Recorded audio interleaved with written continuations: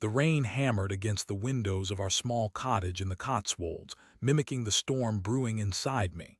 My name is Alaric, and until a few weeks ago I was a contented IT specialist, happily married to Bronte for 15 years. We had built a life together, a quiet life, filled with Sunday roasts, long walks in the countryside, and the comfortable silence of shared history. Or so I thought. It started subtly, almost imperceptibly. Bronte, a librarian at the local university, began working late more frequently. A new project, she'd explain, her eyes flitting away from mine. I didn't suspect anything at first. Bronte was dedicated to her work, passionate about books and research. I trusted her implicitly. Trust, I would soon learn, is a fragile thing. The first real sign came in the form of a text message. I was using Bronte's phone to look up a recipe, my hands were covered in flour, and she was in the shower. A message popped up on the screen. "Can't wait to see you tonight, same place." The sender was listed as Julian Uni Project. My heart clenched. Julian? Who was Julian? I dismissed it, telling myself I was being paranoid. Maybe it was just a colleague, a late-night study session. But the seed of doubt had been planted, and it began to grow, nourished by my unease. I started paying closer attention to Bronte's behavior. She was more distant, less affectionate. Her phone became her constant companion, clutched tightly in her hand, its screen always facing down. One evening, while Bronte was working late, I decided to drive to the university. I told myself I was just going to surprise her, bring her a coffee. But deep down, I knew I was looking for something, confirmation of my growing fears. The university library was dimly lit, almost deserted. I found Bronte's usual workspace empty. I asked the security guard if he had seen her. "She left about an hour ago," he said. With Julian, I think his name was, my stomach dropped.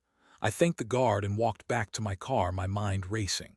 Julian, it wasn't just a colleague, it was something more.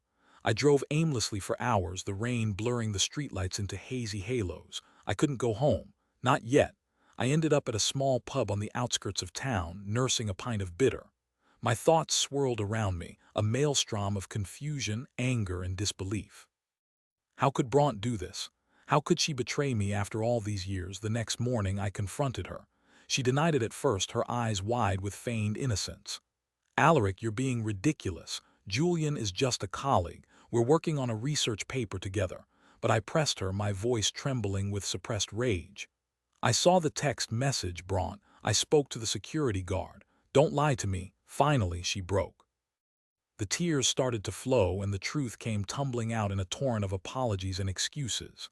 "It just happened, Alaric. I didn't mean for it to go this far. It's just, Julian makes me feel alive again. He appreciates my intellect, my passion. You've been so distant lately, so preoccupied with work." Her words were like a knife twisting in my gut. Distant, preoccupied. I had been working hard to provide for us, to build a secure future. Was that a crime? Was that a justification for betrayal? "How long?" I asked, my voice barely a whisper. 6 months, she confessed, her head bowed in shame. 6 months. 6 months of lies, deceit, and betrayal. 6 months of sharing my bed with a woman who was secretly sleeping with another man. The next few weeks were a blur of pain and anger. I moved out of the cottage, unable to bear the thought of living in the same space where she had betrayed me. I consulted a solicitor, initiated divorce proceedings. Bronte pleaded with me to reconsider, promising to end the affair, to change. But the trust was gone, shattered beyond repair.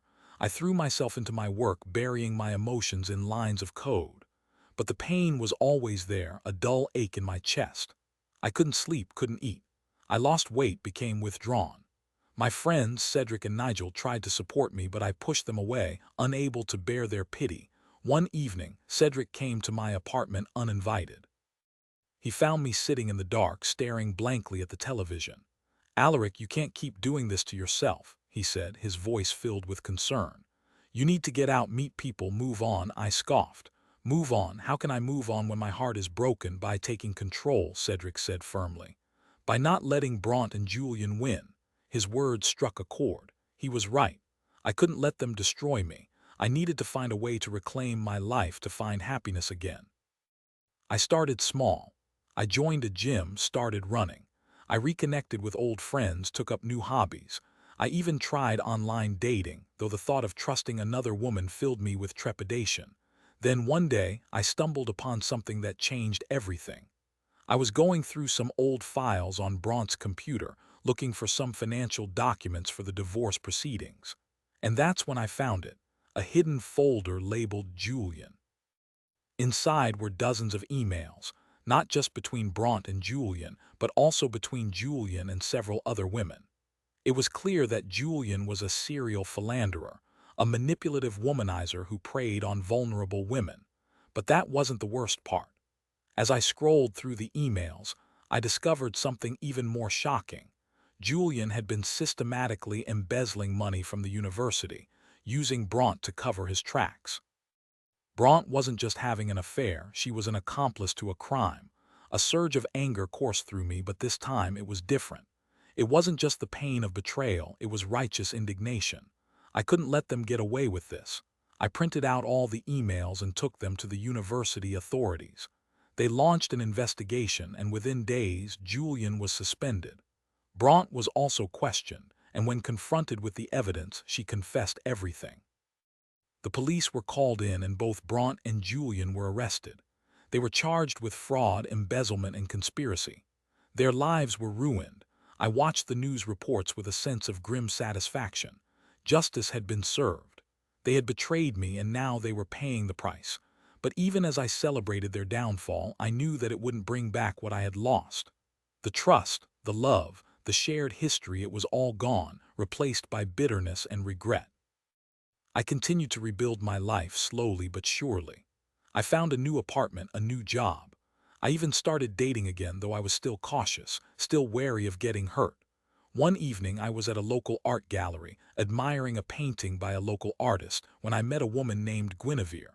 She was kind, intelligent, and beautiful, with a warm smile and a genuine interest in my life. We started talking, and I found myself drawn to her honesty and vulnerability. She had been through her own share of heartbreak, and she understood the pain of betrayal. Over the next few months, Guinevere and I grew closer. We shared our stories, our hopes, and our fears. She helped me to heal, to forgive, and to trust again. 1 year after the divorce, I stood on a clifftop overlooking the sea, holding Guinevere's hand. The sun was setting, painting the sky in hues of orange and purple. I looked into her eyes and knew that I had finally found happiness again. "Guinevere," I said, my voice filled with emotion. "Will you marry me?" She smiled, tears streaming down her face. "Yes, Alaric," she said. "Yes, I will." As I held her close, I knew that the pain of the past would always be a part of me. But it no longer defined me. I had survived the betrayal, and I had emerged stronger, wiser, and more resilient. And now I had a second chance at love, a chance to build a new life, a new future with a woman who truly loved and appreciated me. The rain had stopped and the sun was shining. The storm had passed and a new day was dawning. Time moved on, and I found myself reflecting on the whole ordeal. Bronte, consumed by her own desires and blinded by Julian's manipulations, had thrown away everything we had built together. Her actions had not only destroyed our marriage, but had also led her down a path of criminality and ruin. Julian, the arrogant philanderer, had finally faced the consequences of his deceitful ways.